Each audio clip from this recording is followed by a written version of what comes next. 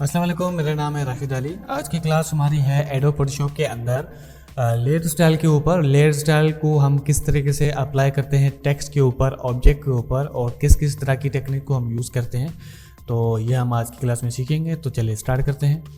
सबसे पहले मैंने एक A4 साइज़ का पेज लिया हुआ लेकिन लैंडस्केप में, और यहाँ पर आप कोई भी अपना शेप या फिर कोई टेक्स्ट फाइल आप यहाँ पर लिख के रखें ताकि आपको जो भी लेयर स्टाइल अप्लाई करना है वो उसी के ऊपर ही अप्लाई करना है। तो यहाँ पर मैं ये टेक्स्ट रख रहा हूँ, ठीक है, और यहाँ पे इसके कैरेक्टर स्टाइल में आके इसको सारा कैपिटल भी कर रहा हूँ, ठीक है।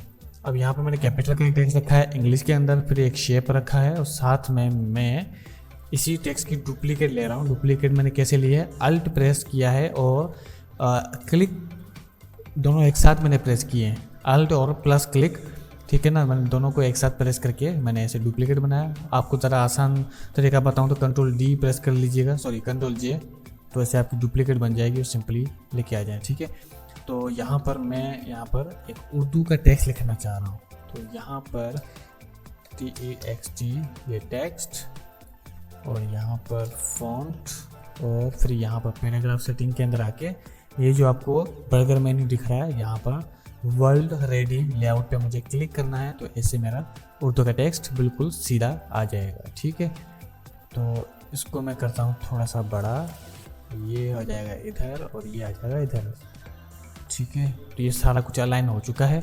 तो अब मैं आपको बताने लगा हूँ टेक्स्ट लेयर स्टाइल टेक्स्ट के ऊपर, ठीक है। अब इंग्लिश का जो टेक्स्ट है ना, उसमें 4 लेटर्स है हमारे पास, कोई एक सिंगल ऑब्जेक्ट नहीं है, जैसे कि शेप के ऊपर है, ठीक है। कोई सिंगल ऑब्जेक्ट होता है तो इस पर तो जिसे हम अप्लाई करते हैं तो चलो इजी है, लेकिन यहाँ पर जब हमें कोई चीज़ अप्लाई करनी हो तो हमें कुछ सोच समझ के ही करना पड़ता है, ठीक है। तो हम जाते हैं यहाँ पर लेयर स्टाइल के ऊपर, यहाँ पर ड्रॉप शेडो फर्स्ट में मैं इसके ऊपर जा रहा हूँ, हालांकि जाना इसके अंदर चाहिए लेकिन मैं ड्रॉप शेडो के ऊपर ही जा रहा हूँ डायरेक्टली। यहाँ पर मैं ड्रॉप शेडो के ऊपर सबसे पहले इसलिए गया हूँ क्योंकि यहाँ पर जो भी सेटिंग है वो जो मैं आपको बताऊँगा वो तकरीबन हर स्टाइल के ऊपर वर्क करेगी, ठीक है।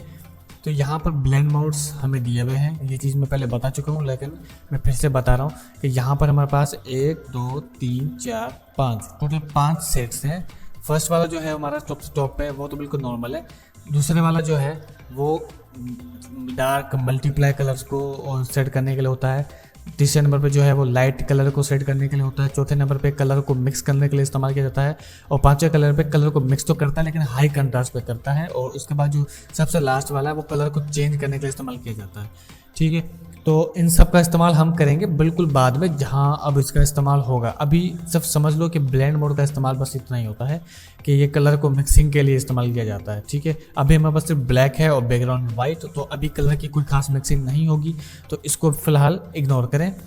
यहाँ पर आप कौन से कलर का ड्रॉप शेडो चाहते हैं, शेडो आपको यहाँ पर पीछे दिख रहा है तो वो ब्लैक कलर का ही दिख रहा है, तो यहाँ पर आप मुख्तलिफ कलर का भी शेडो देख सकते हैं, ये देखिए, ठीक है। मोस्टली ब्लैक कलर का ही शेडो होता है लेकिन डिपेंड करता है कि आपके टेक्स्ट का कलर कौन सा है और आसपास की लाइट कैसी है, तो उसी हिसाब से हम कलर चूज़ करके शेडो देते हैं। तो फिलहाल हम ब्लैक ही यूज़ करते हैं। उसके बाद ओपेसिटी आता है। ओपेसिटी से मुराद कि लाइट की जो इंटेंसिटी है वो कितनी ज़्यादा हाई है। फॉर एग्जांपल मैं ओपेसिटी 100% कर रहा हूँ तो आप देख सकते हैं ये ब्लैक बहुत ज़्यादा हार्श हो जाएगा, जिससे हमारा टेक्स्ट जो है वो बिल्कुल नज़र नहीं आता।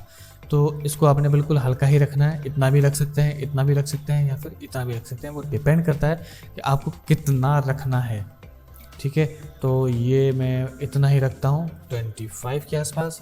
उसके बाद आता है हमारे पास एंगल। एंगल से मुराद कि आपकी टेक्स्ट के ऊपर लाइट कहाँ से पड़ रही है, ठीक है।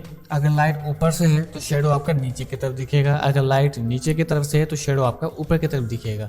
तो ये आपको एंगल अपनी तरफ से सेट करना होता है। तो यहाँ पर मैं फॉर एग्जांपल ऐसे एंगल सेट कर रहा हूँ, इस व्हील को थोड़ा सा घुमाऊंगा तो आप देख सकते हैं यहाँ पर मेरा जो एंगल है वो कैसे चेंज हो रहा है,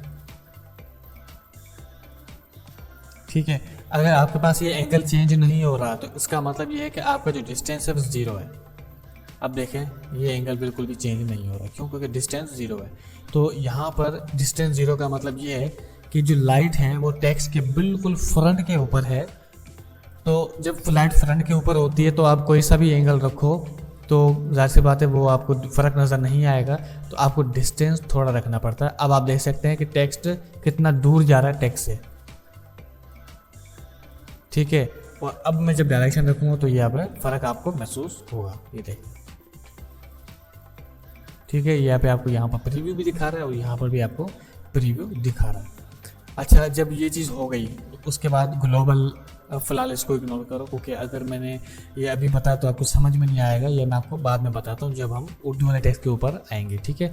तो फिलहाल मोस्टली मैं रेकमेंड ये करूँगा इसको अनचेक ही रखो, ठीक है। सबसे पहले अनचेक करना होता है, फिर ओपेसिटी रखनी होती है, फिर आपने यहाँ पर एंगल सेट करना होता है। फॉर एग्जाम्पल मैं ये एंगल रख रहा हूँ, डिस्टेंस में ये वाला रख रहा हूँ, ठीक है। उसके बाद आता है स्पीड। स्पीड का मतलब ये है कि यहाँ पर जो आप देख रहे हो कितना फैल रहा है, इसको अगर आप ये करोगे तो ये देखो नहीं फैलेगा। इसकी ओपेसिटी में बढ़ा दूँ तब आपको ज़्यादा समझ में आएगा।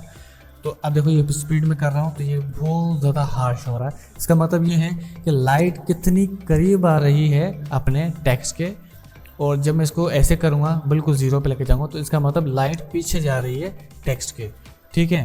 तो स्पीड का मतलब ये है कि आपका जो ड्रॉप शेडो वो कितना फैलना चाहिए। तो जाहिर सी बात है लाइट जब करीब आएगी तो यहाँ तो शेडो दिखेगा ही नहीं, लाइट जब बहुत ज़्यादा करीब आती है तो यहाँ तो अगर आप दूर लेकर जाओगे तो जाहिर सी बात है फिर शेडो तो दिखेगा लेकिन फिर धुंधला दिखेगा। तो आप बहुत ज़्यादा हार्श किस्म का या शार्प किस्म का चाहते हो कि ड्रॉप शेडो आए तो आप ये यूज़ कर सकते हैं, अदरवाइज मोस्टली ये यूज़ नहीं होता है, आपको ये वाला ही यूज़ करना है। उसके बाद ये आप कह रहे हैं कि साइज़ कितना होना चाहिए। सिंपल मतलब इसका ये है कि आपकी लाइट का साइज़ कितना बड़ा होना चाहिए। अगर आपकी लाइट का साइज़ बहुत ज़्यादा बड़ा है तो फिर इसका मतलब ये है आपकी लाइट, आपका शेडो इस तरीके का दिखेगा। और अगर आपकी लाइट का मेन कोर वो बहुत ज़्यादा बड़ा है या और पूरी लाइट ही बहुत ज़्यादा छोटी है तब आपको सॉफ्ट लाइट देखने को मिलेगी, ठीक है। तो यहाँ पे आपने साइज़ ये सबका कॉम्बिनेशन बिल्कुल परफेक्ट रखना है। तो यहाँ पर मैं आपको बताता हूँ कि कैसे आपको ओके परफेक्ट रखना होता है। ये ऐसे और ये ऐसे हल्का से धुंधला दें और उसको ओपेसिटी को हल्का रखें, ठीक है। ये है टेक्स्ट का एक एक्यूरेट ड्रॉप शेडो जो हम मोस्टली यूज़ करते हैं। बाकी डिपेंड करता है सिनेरियो के ऊपर कि आपका डिज़ाइन कैसा है, जैसा डिज़ाइन होगा उस हिसाब से इसका ड्रॉप शेडो बनेगा, ठीक है। अब यहाँ पे आप blend mode, colour, opacity, angle और डिस्टेंस, स्पीड, साइज़ ये समझ चुके होंगे, ठीक है। यही सारी चीज़ें हमारी आगे भी इस्तेमाल होगी, तो ये एक बार जब मैं आपको बता दूँ तो आपने जहन में ये कर लेना है। उसके बाद आता है क्वालिटी। क्वालिटी से मुराद मतलब यहाँ पे जो कॉन्टोर हमें मिल रहा है, कॉन्टोर से सिंपल मुराद ये है कि आपके पास एक लाइट है या एक से ज़्यादा लाइट है तो वो लाइट किस डायरेक्शन में और कितना करीब कितना दूर आपकी टेक्स्ट के ऊपर पड़ रही है, तो वो आपको खुद से इसे सेट करने की कोई ज़रूरत नहीं पड़ती। आप सिर्फ कॉन्टोर अप्लाई करते हो, वो ऑटोमेटिकली एडजस्ट करता है। जैसे कि अब यहाँ पे आपको ड्रॉप शेडो के कुछ स्टाइल भी देखने को मिल जाते हैं, ये देखिए,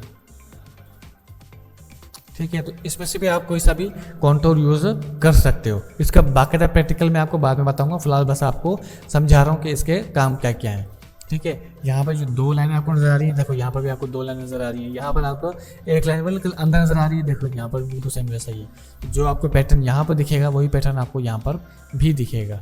नॉइज़ का मतलब ये है कि यहाँ पर जिसकी एजेस हैं यहाँ पर आप नॉइज़ देखोगे, हल्की सी ग्रेन महसूस होगी आपको यहाँ पर। ये देखो यहाँ पर मैं जूम करके दिखाऊं, ठीक है, और यहाँ पर अगर ये ख़त्म कर देता हूँ तो ये भी काफ़ी दफ़ा इस्तेमाल में आती है, काफ़ी दफ़ा डिज़ाइन में यूज़ होती है, तो आप इसको यूज़ कर सकते हो।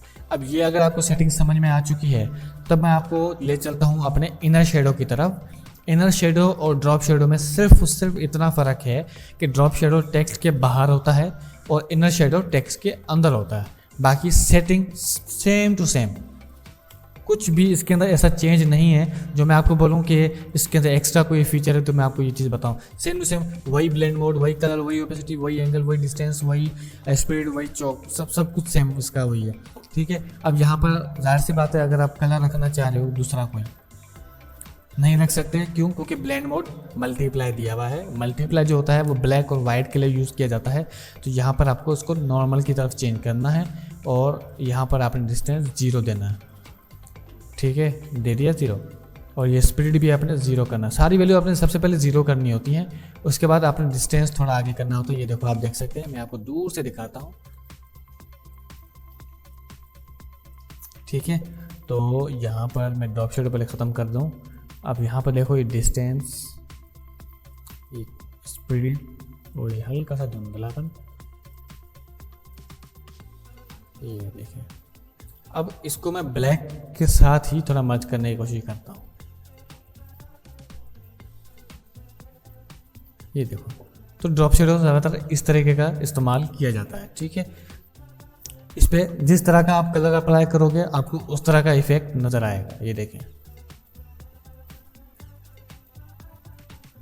ठीक है जी, ये थोड़ा सा सही है। और ये तो ये बिल्कुल परफेक्टली हमने इसका इस्तेमाल देखा, कितना कितना बेहतरीन तरीके से इसका इस्तेमाल आप देख सकते हैं।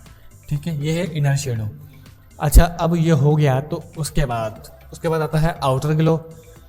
ठीक है, आउटर ग्लो और यहाँ पर एक और आता है इनर ग्लो। जाहिर सी बात है दोनों सेम है, फर्क सिर्फ इतना, इनर का मतलब टेक्स्ट के अंदर और आउटर का मतलब टेक्स्ट के बाहर। सेटिंग दोनों की वापस से वही सेम। ठीक है, आउटर ग्लो के अंदर हमें ब्लेंड मोड मिल जाता है, कलर हमें यहाँ पर नहीं मिलता है, कलर हमें नीचे मिलता है। उसके हमें 2 वेरिएशंस मिलते हैं, एक सॉलिड कलर जिसके अंदर हम सिर्फ सिंगल कलर यूज़ कर सकते हैं, और दूसरा आता है हमारे पास ग्रेडियंट। ग्रेडियंट में पहले बता चुका हूँ मल्टीपल कलर के लिए होता है, मिनिमम 2 या 2 से ज़्यादा। ठीक है, तो यह भी हम अप्लाई कर सकते हैं, लेकिन हमें ग्रेडियंट अभी अप्लाई नहीं करना, अभी हम सॉलिड के ऊपर आते हैं। और यहाँ पर आप देख सकते हैं ओपेसिटी डी भी है, मैं पहले बता चुका हूँ। ठीक है, यहाँ पर मल्टीपल अगर आपके पास बाय डिफ़ॉल्ट इसको नॉर्मल पे चेंज कर देना है, और ये आपने वैल्यू 0 रखनी है। अब यहाँ पर कैसे इसका इस्तेमाल करेंगे ये देखें। अब मान लो कि टेक्स्ट का कलर हमारा है रेड। ठीक है, तो फिर इसका जो स्प्रेडिंग कलर होगा ना वो होगा डार्क रेड, और इसको मैं इस तरीके से खुद से अप्लाई करता हूँ। ये इसको थोड़ा सा ऐसे करो। ठीक है, अब इसको लाइट की तरफ ले जाओ बोले। ठीक है, तो इस तरीके से हम इसको इस्तेमाल करते हैं। हल्का हल्का सा शेड देना होता है, बहुत ज़्यादा इसको इस्तेमाल नहीं करना कि बस मैं ऐसे करके यूज़ कर रहा हूँ उसको, ऐसे या इस्तेमाल नहीं करना है इसको। ठीक है, ये गलत तरीका है इस्तेमाल करने का, इसको सिर्फ हल्का सा माइनर सा इस्तेमाल किया जाता है। उसके बाद फिर इसको स्क्रीन में चेंज कर लिया जाता है। स्क्रीन में क्यों करते हैं? क्योंकि बैकग्राउंड पे इमेज होती है, और जब भी बैकग्राउंड पे इमेज हो और हमें आउटर ग्लो यूज़ करना हो तो हमें यहाँ पर स्क्रीन, लाइटिंग, ओवरले वाले इफ़ेक्ट अप्लाई करने होते हैं। ये काफ़ी अच्छा लगता है, बहुत ही बेहतरीन लुक देता है वो, वरना आप नॉर्मल ही यूज़ कर सकते हैं। इसके अलावा आपने फ़िलहाल को यूज़ नहीं करना। ठीक है, स्प्लिट साइज आपको पता चल चुका है। अब यहाँ पर एक और टेक्निक आती है सॉफ्टवेयर प्रिसाइज। आप देख सकते हैं यहाँ पर हल्का सा शार्पनेस बहुत ज़्यादा आ चुकी है, और यहाँ पर सॉफ्ट, और आपका शेडो जो है वो बहुत ज़्यादा सॉफ्ट है। उसके बाद कॉन्टोर में पहले बता चुका हूँ, ये स्टाइल देने के लिए होता है। ठीक है, अप्लाई करना चाहे तो करें, नहीं करना चाहे तो वापस नॉर्मल पे आ जाए। रेंज का मतलब ये होता है कि आपको कितना ज़्यादा हैवी तक लेके जाना है। जिटर का मतलब ये होता है कि आपको कितनी नॉइज़ लेके आनी है, और यहाँ पर इस नॉइज़ और इस जिटर में थोड़ा सा डिफरेंस है। हम अप्लाई करके देख लेते हैं एक बार। ये देखो, कुछ फ़र्क हुआ?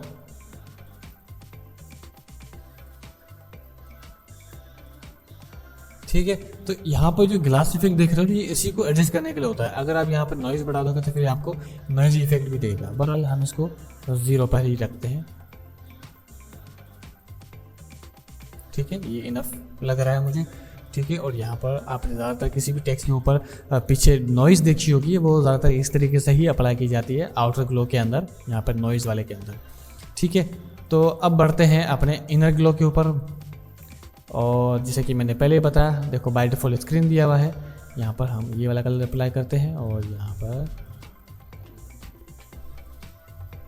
ठीक है, तो यहाँ पर मैं लाइट रेड यूज़ कर सकता हूँ। ये देखो, टेक्स्ट को आपने ज़्यादातर ऐसे स्टाइल आपने बहुत से देखे होंगे गेमिंग में या फिल्मों के ऊपर, तो वो ज़्यादातर इसी तरीके से आया हुआ होता है। ठीक है, बाकी इसकी सारी सेटिंग हमारी सेम टू सेम है, इसको भी हम हटा लेते हैं। उसके बाद आता है हमारा स्ट्रोक। ठीक है, स्ट्रोक का मतलब होता है आउटलाइन देना। यहाँ पर हम वैल्यू बढ़ाकर हम आउटलाइन बहुत ज़्यादा हेवी या बहुत ज़्यादा कम कर सकते हैं। मोस्टली इसका इस्तेमाल कैसे कैसे कहाँ कहाँ होता है वो हम बाद में सीखेंगे। फिलहाल बस हम सीख रहे हैं कि इसको स्ट्रोक को अप्लाई कैसे किया जाता है। कलर को ऐसा भी आप रख सकते हैं। मोस्टली इस तरह का कॉम्बिनेशन यूज़ किया जाता है कि रेड है तो यहाँ पर स्ट्रोक का कलर लाइट रेड या फिर डार्क रेड होगा, ठीक है। कोई यहाँ फिर ब्लैक भी आप यूज़ कर सकते हो, वाइट भी यूज़ कर सकते हो, लेकिन डिपेंड करता है आपके पास बैकग्राउंड की इमेज डार्क में होनी ज़रूरी है, ठीक है। उसके बाद यहाँ पर इनसाइड का फीचर मिलता है। इनसाइड का मतलब टेक्स्ट के अंदर, आउटसाइड का मतलब टेक्स्ट के बाहर, और सेंटर का मतलब इनसाइड और आउटसाइड दोनों, ठीक है। और यहाँ पर हमारे पास ग्रेडियंट मल्टीपल कलर का ऑप्शन मिलता है, इसमें हम मल्टीपल कलर का इस्तेमाल कर सकते हैं। फिर पैटर्न का भी फीचर मिलता है, ज़बरदस्त चीज़ है। जो आपने पैटर्न बनाना सीखे थे पिछली क्लास में वो आप यहाँ पर भी अप्लाई कर सकते हो, लेकिन मैं रिकमेंड नहीं करूँगा। सॉलिड और ग्रेडियंट बस यही आपने अप्लाई करना है इसके ऊपर, ठीक है। तो ये चीज़ हो गई। उसके बाद इसके अंदर ग्रेडियंट भी आपको मिलता है ओवरले के ऊपर, ठीक है। अब यहाँ पर कुछ चीज़ें मैं आपको बता दूँ। यहाँ पर देखो drop shadow, outer glow, satin, inner shadow, ये किसी पे भी ओवरले नहीं लिखा हुआ, लेकिन कलर ओवरले है, ग्रेडियंट ओवरले है और पैटर्न ओवरले, ये तीनों ओवरले दिए हुए हैं। ओवरले का मतलब क्या होता है, आपका टेक्स्ट का जो कलर है, मैं यहाँ पर राइट क्लिक करके पहले लेयर क्लियर लेयर स्टाइल कर रहा हूँ ताकि सारा टेक्स्ट जो इफेक्ट मैंने इसके ऊपर लगाया वो खत्म हो जाए। अब देखो टेक्स्ट का कलर कौन सा है अभी, रेड, और ये टेक्स्ट मैं चेंज कर सकता हूँ अभी, ठीक है। इसके ऊपर मैं कुछ भी अप्लाई कर सकता हूँ। अगर मैं इसको राइट क्लिक करके रास्टराइज टाइप पर क्लिक करता हूँ, अब इसको मैं चेंज नहीं कर सकता, ठीक है। ना कलर चेंज कर सकता हूँ, ना टेक्स्ट को मैं चेंज कर सकता हूँ कि कुछ और लिख लूँ उसके ऊपर। तो ऐसी सूरत में जब मुझे इसके ऊपर कलर अप्लाई करना हो तो मैं यहाँ पर जाऊँगा और कलर ओवरले यूज़ करूँगा ताकि इस कलर के ऊपर दूसरा कलर अप्लाई हो जाए। अब मेरी मर्जी में इसके ऊपर कोई सा भी कलर अप्लाई करूँ, तो इसका मतलब होता है ओवरले। ओवरले का मतलब पहले से आपके पास जो भी हो उससे फ़र्क नहीं पड़ता, उसके ऊपर एक और चीज़ अप्लाई कर ली जाए। ये बिल्कुल वैसा जैसे कि टेबल के अंदर, जैसे कि आपके पास वुड की कोई टेबल हो, उसका कोई भी कलर हो, ठीक है। अब हम उसके ऊपर कोई चीज़ रख सकते हैं ना, पर हमें वो चीज़ मज़ा नहीं दे रही है। हम चाहते हैं यार उसको थोड़ा और एनहेंस करें, तो हम उसके ऊपर कोई कपड़ा रख देते हैं या कोई दस्तरखान रख देते हैं, जिससे वो थोड़ा और लुक वाइज अच्छा हो जाता है। तो ये ओवरले जो चीज़ें वो हमें इसी के लिए इस्तेमाल की जाती हैं। तो कलर ओवरले के अंदर ब्लेंड मोड दिया हुआ है, कलर है और ओपेसिटी हमें दी हुई है, और इसके अलावा हमें ग्रेडियंट दिया हुआ है। ग्रेडियंट के अंदर जब आप जाओगे तो आपको बहुत सारे इसके अंदर फीचर्स मिलते हैं। देखो कितने सारे ग्रेडियंट पहले से बने हुए आपको यहाँ पर मिलते हैं, ठीक है। तो आप उसके अंदर वो भी अप्लाई कर सकते हो। और बाकी सेटिंग में सब कुछ बता चुका हूँ पहले कि कैसे ओपेसिटी इस्तेमाल की जाती है, कैसे ब्लेंड मोड इस्तेमाल किया जाता है, लेजर का क्या काम होता है, रिवर्स, कलर को कैसे इस्तेमाल करते हैं, स्टाइल कैसे यूज़ करते हैं, एंगल, स्केल, पॉइंट वगैरह सारा कुछ मैं पहले अपनी पिछली क्लास में बता चुका हूँ, ठीक है। तो आप वो पिछली क्लास देख लीजिएगा अगर आपको मज़ीद समझना हो, नहीं तो अपनी मेरी अगली क्लास देख लीजिएगा जिसमें मैं प्रैक्टिकली इस चीज़ को इस्तेमाल करने का तरीका सिखाऊंगा, ठीक है।